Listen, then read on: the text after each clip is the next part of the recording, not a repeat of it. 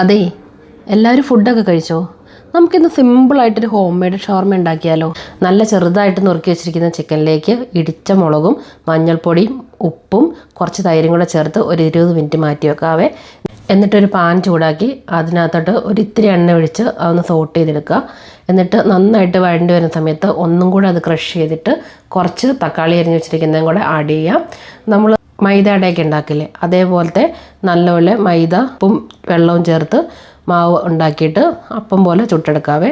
അത് നന്നായിട്ട് വെന്ത് വരുന്ന സമയത്ത് നമ്മൾ ഉണ്ടാക്കി വെച്ചിരിക്കുന്ന ചിക്കനും അതിൻ്റെ മുകളിലേക്ക് നല്ല പുഴുങ്ങിയ മുട്ട വെച്ചുണ്ടാക്കിയിരിക്കുന്ന മയണൈസും ഉപ്പിലിട്ട് വെച്ചിരിക്കുന്ന ചൗചൗവും ഉള്ളിയും ക്യാരറ്റും കുറച്ച് കക്കരിക്കയും കൂടെ ആഡ് ചെയ്യാം. ശേഷം അത് നന്നായിട്ട് റോൾ ചെയ്തെടുക്കാവേ.